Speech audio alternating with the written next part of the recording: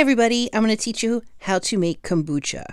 Now, I was a little hesitant to try to make kombucha when I started looking into it, and I realized it was somewhat complicated, but then I found a really good starter set that had all the information I needed. So I got this on Amazon. It's the Fermaholics Classic Scooby Kombucha Live Culture Kit. And it comes with a Scooby, which looks like this, and it comes with starter tea. So following the directions on the back of the package, I brought 2 cups of water to boil, and then you remove it from the heat. You're going to put 6 tea bags in the water and let it steep. Then add 1 cup of cane sugar to your tea and mix it until it's fully dissolved. You're going to add the sweetened tea mixture you just made to a gallon jar and fill the rest with cool filtered water. You leave enough space on the top to add your culture and your starter tea. The temperature should be between 75 and 85 before moving to the next step. You want to get some of the pH kombucha test strips, and you want to test your kombucha mix that you have with the strip, and you're going to make sure it's below 4.5. If it's not, you want to add 1 tablespoon of distilled white vinegar and then test again. So I tested mine and we are safe to proceed. The next thing you want to do is you want to put a coffee filter secured with a rubber band on the top of your jar. You're going to place your jar in a warm area between 75 to 85 degrees. You're going to let it sit for about 7 to 21 days. You can start tasting your mixture at 7 days and daily until you like the taste. Now, I stopped it at 7 days when it was sweet. It gets more vinegary the longer you let it stay. So it's a personal preference as to how long you want it to brew. Now, we're not done yet. We're going to do our secondary fermentation now.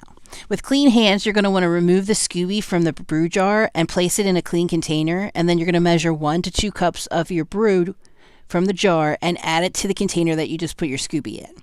This is going to be the starter for your next brew. To get your next brew going, you're going to follow the same steps as before using your new starter. Now you're going to take clean jars and you're going to put the rest of your brew into the jars. Then it's time to add flavor. I decided to use some of the mint I had growing in my aero garden, and then I cut up some lemons and limes, but you can really use any fruit for this. So I decided to make my first a lemonade of sorts. So I put lemons in, and then I put a little bit of sugar. Then you just mix it up, put the lid on, and let it sit on your countertop for 2 to 3 more days.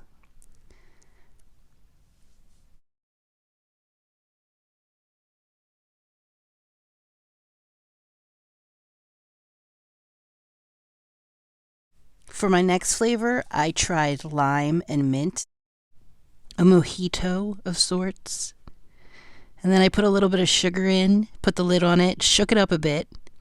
Now, after you shake it up, you're going to want to burp that lid a little bit. That means you're going to open the lid and then close the lid. Let that carbonation out.